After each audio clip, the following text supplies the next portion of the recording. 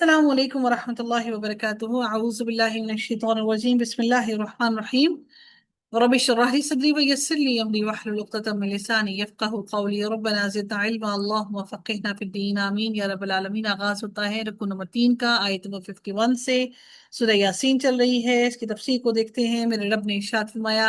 وَنُفِخَ فِي الصُّورِ فَإِذَا هُم مِّنَ الْأَجْدَاثِ إِلَىٰ رَبِّهِمْ يَنسِلُونَ۔ تو سور کے پھونکے جاتے ہی سب کے سب اپنی قبروں سے اپنے پروردگار کی طرف تیز تیز چلنے لگیں گے۔ پہلے کول کے مطابق، جیسے جو کہ جب یہ سور پھونکی جائے گی، جو پہلا کول ہے، جب نفخہ پھونکا جائے گا تو نفخہ کو پھونکتے ساتھ ہی جو ایک پہلا نفخہ پھونکا جائے گا جس سے سارے کے سارے مر جائیں گے، اور پھر جب دوسری دفعہ نفخہ پھونکا جائے گا تو اللہ تعالیٰ وہاں اس کے بارے میں کیا فرماتے ہیں کہ اس سے لوگ قبروں سے زندہ ہو کر اٹھ کھڑے ہوں گے۔ تو جب دوسری بار جب سور پھونکا جائے گا تو سب کے سب اپنی اپنی قبروں سے اٹھ کھڑے ہوں گے اور تیزی سے بھاگتے ہوئے اپنے رب کی طرف دوڑیں گے۔ اس لیے تیزی سے بھاگتے ہوئے اپنے رب کی طرف دوڑیں گے کیونکہ وہ پریشانی کے عالم میں ہوں گے، کہ اب ان کو معلوم ہے کہ اب ان کا بھاگنے کا کوئی راستہ ہے نہیں، اور کہیں پر وہ بھاگ نہیں سکتے، کہیں پر وہ فلاح نہیں پا سکتے۔ وہ اس لیے تیزی سے دوڑیں گے، بھاگیں گے، تاکہ وہ اپنے رب کے حضور پیش ہو کر شاید اللہ تعالیٰ کی رحمت کو سمیٹ لیں اور اللہ تعالیٰ کو راضی کر لیں۔ قالو، اللہ تعالیٰ فرماتے ہیں قالو، کہیں گے یا ویلنا من بعثنا من مرقدنا، کہیں گے ہائے ہائے، ہمیں ہماری خوابگاہوں سے کس نے اٹھا دیا۔ حالانکہ قبر بھی ایسی نہیں ہے کہ کوئی قبر ان کی بہت زیادہ سکون کی زندگی وہاں قبر میں گزار رہے ہیں۔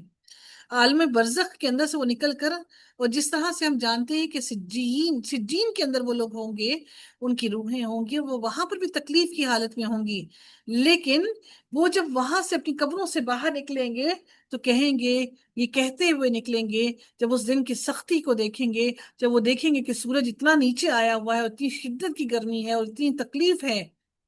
تو وہ کہ فوراً ہی کہ اٹھیں گے، پکار اٹھیں گے کہ ہائے ہائے افسوس، ہائے ہم پر، کہ ہمیں کس نے ہماری خوابگاہوں سے جگا دیا، کہ ہم تو سوئے پڑے تھے۔ وہ سونا اس قیامت کے دن سے پھر بھی کئی گنا زیادہ بہتر اور آسان تھا۔ هذا ما وعد الرحمن وصدق المرسلون۔ پھر ارشاد ہوتا ہے کہ یہی ہے وہ وعدہ جس کا رحمان نے تم سے وعدہ کیا ہے اور رسولوں نے سچ سچ کہہ دیا تھا۔ آپ دیکھیے کہ جو رحمان کی صفت ہے اللہ تعالیٰ کی، یہ صفت اللہ تعالیٰ کی صرف اور صرف اللہ تعالیٰ کے ہی اندر ہے، اور رحیم کی صفت اللہ تعالیٰ نے ہر چیز میں وہ صفت ڈالی ہے۔ رحم انسان بھی دوسرے انسانوں پر کرتا ہے، انسان بھی جانوروں پر، پرندوں پر کرتا ہے، ماں بھی اپنی اولاد پر رحم کرتی ہے، لیکن یہ جو رحمان کی صفت ہے، یہ صرف اور صرف میرے پروردگار کی یہ صفت ہے کہ انسان اتنا گناہگار ہونے کے باوجود بھی میرا رب ان پر رحم کرتا ہے، اور ہر کسی پر رحم کرتا ہے، چاہے وہ کافر ہو یا مسلمان ہو، میرا رب ہر کسی پر رحم کرتا ہے۔ میرے رب نے مزید ارشاد فرمایا ان کانت الا صیحۃ واحدۃ فاذا هم جميع لدینا محضرون، یہ نہیں ہے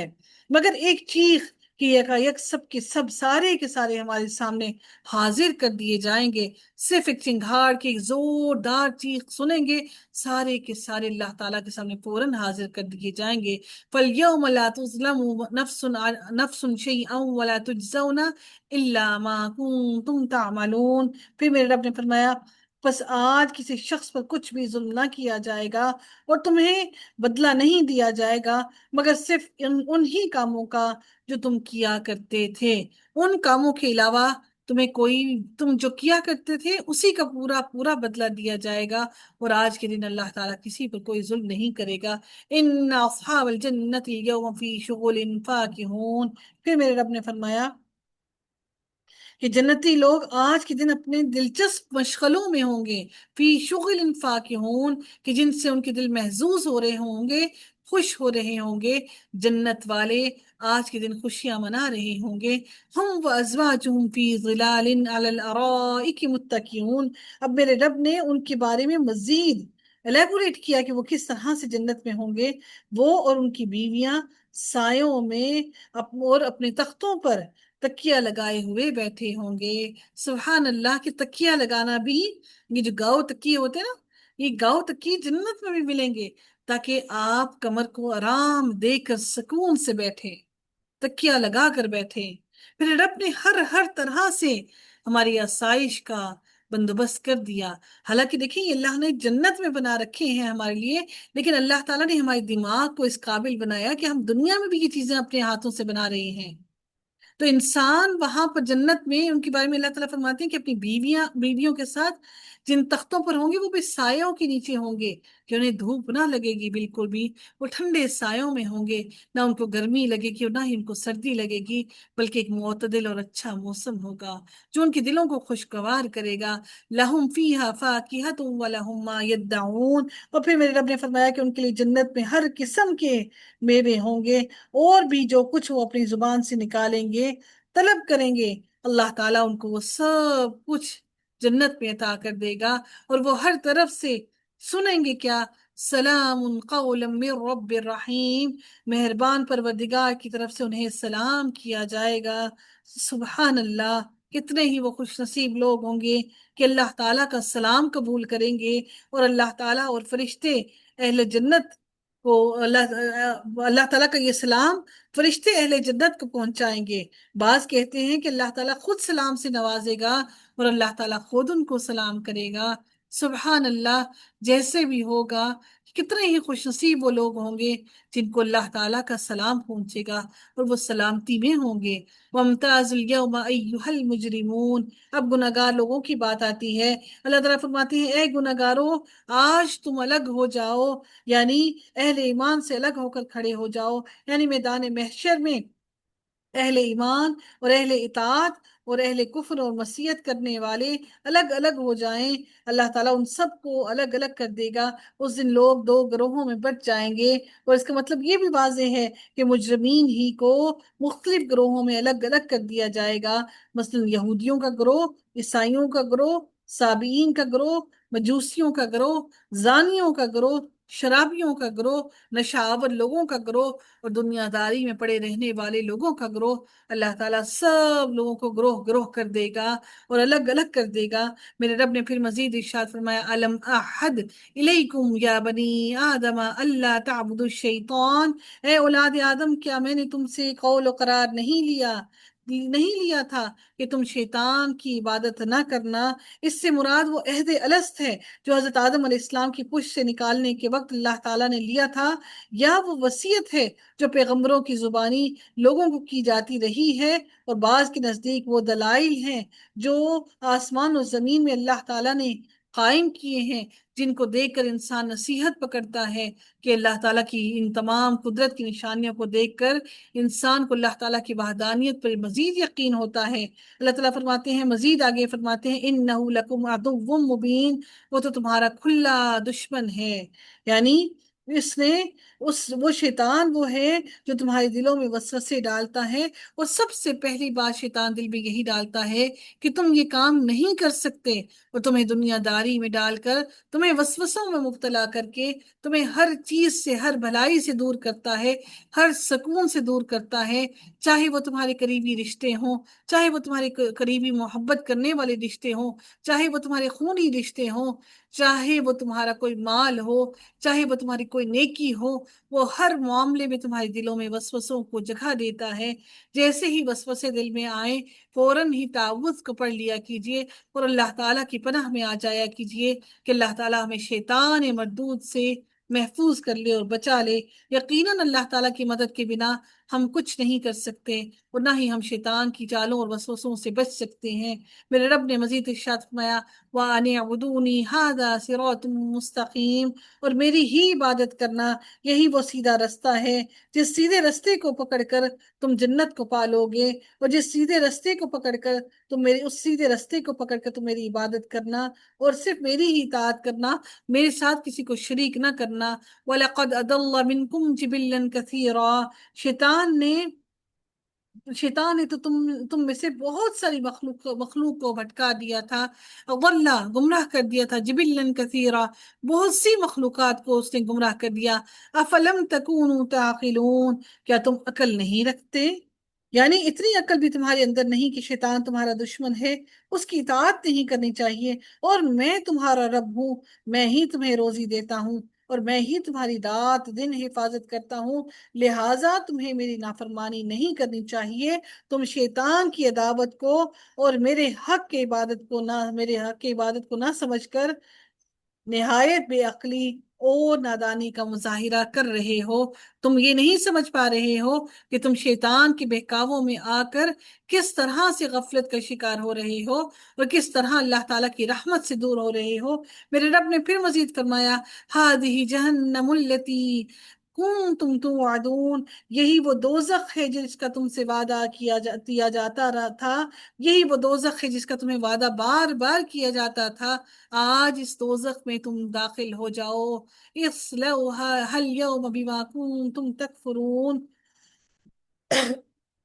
اپنے کفر کا بدلہ پانے کے لیے، اصلوہا، یہ وہ بدلہ ہے جو تم نے کفر کیا، یہ اس کفر کے بدلے کے سبب اللہ تعالیٰ فرماتے ہیں اصلوہا اليوم بما کنتم تکفرون، اپنے کفر کا بدلہ پانے کے لیے آج اس میں داخل ہو جاؤ۔ یعنی جو تم نے کفر کیا تھا، آج تم اس جہنم کی سختیوں کا مزہ چکھ لو، آج اس جہنم کی سختیوں سے محظوظ ہو جاؤ۔ الیوم نختم علی افواہہم، میرے رب نے کتنی بڑی بات کہہ دی کہ اللہ تعالیٰ فرماتے ہیں کہ آج کے دن نختم علی افواہہم، ہم تمہارے منہوں پر مہر لگا دیں گے، یعنی تمہارے منہوں کو سیل کر دیں گے، باتیں نہیں کر پائیں گے۔ یہ مہر لگانے کی ضرورت اس لیے پیش آئے گی کہ شروع میں مشرکین قیامت والے دن بھی اللہ تعالیٰ کے سامنے کھڑے ہو کر جھوٹ بولیں گے اور کہیں گے واللہ ربنا ما کننا مشرکین، اللہ کی قسم جو ہمارا رب ہے ہم مشرک نہیں تھے۔ تو اللہ تعالیٰ ان کے منہوں پر مہر لگا دے گا، جس سے وہ خود تو بولنے کی طاقت سے محروم ہو جائیں گے، لیکن میرا رب ان کے ہاتھوں، ان کے پیروں اور ان کے جسم کے اعضاء کو زبان دے دے گا، اور سارے کے سارے جسم کے اعضاء اس کے خلاف گواہی دینے لگ جائیں گے۔ میرا رب فرماتا ہے کہ ہم ان کے منہ پر مہر لگا دیں گے اور ان کے ہاتھ ہم سے باتیں کریں گے۔ وَتُكَلِّمُنَا أَيْدِيهِمْ، ان کے ہاتھ ہم سے باتیں کریں گے۔ وَتَشْهَدُ أَرْجُلُهُمْ، اور ان کے پاؤں بھی گواہی دیں گے ان کاموں کی جو وہ کیا کرتے تھے، کیونکہ انسان چل کے جاتا ہے بدی کی طرف، چل کے جاتا ہے گندگی کی طرف، چل کے جاتا ہے گناہ کی طرف، یا تو پھر ہاتھ گناہ کی طرف اٹھتے ہیں یا پھر پیر گناہ کی طرف اٹھتے ہیں، کہ دونوں ہی گواہی دیں گے، ان تمام چیزوں کی شہادت دیں گے اللہ تعالیٰ کے سامنے جو انسان نے ان سے کیے، کہ ہمارے خلاف ہی حجت بنیں گے۔ میرے رب نے مزید فرمایا وَلَوْ نَشَاءُ لَطَمَسْنَا عَلَىٰ أَعْيُنِهِمْ فَاسْتَبَاقُوا الصِّرَاطَ فَأَنَّىٰ يُبْصِرُونَ، اگر ہم چاہتے تو ان کی آنکھیں بے نور کر دیتے، پھر یہ رستے کی طرف دوڑتے پھرتے، لیکن انہیں کیسے دکھائی دیتا، یعنی بینائی سے محرومی کے بعد انہیں راستہ کس طرح دکھائی دیتا۔ لیکن یہ تو ہماری ان پر رحمت ہے کہ ہم نے ایسا نہیں کیا، یہ تو ہماری بردباری ہے کہ ہم نے ان سے نگاہیں نہیں چھین لی۔ وَلَوْ نَشَاءُ لَمَسَخْنَاهُمْ عَلَى مَكَانَتِهِمْ فَمَا اسْتَطَاعُوا مُضِيًّا وَلَا يَرْجِعُونَ، پھر میرے رب نے فرمایا کہ اور اگر ہم چاہتے تو ان کی جگہ ہی پر ان کی صورتیں مسخ کر دیتے، پھر نہ وہ چل پھر سکتے اور نہ لوٹ سکتے، یعنی نہ آگے جا سکتے نہ پیچھے لوٹ سکتے، بلکہ پتھر کی طرح ایک جگہ پڑے رہتے۔ مسخ کے معنی پیدائش میں تبدیلی کے ہیں، یعنی انسان سے پتھر یا جانور کی شکل میں ان کو تبدیل کر دیتے۔ اگر اللہ تعالیٰ چاہے تو ہمیں ابھی کے ابھی اسی لمحے وہ اس پر قادر ہے کہ آپ جہاں پر بیٹھے ہیں اسی جگہ پر وہ ہمیں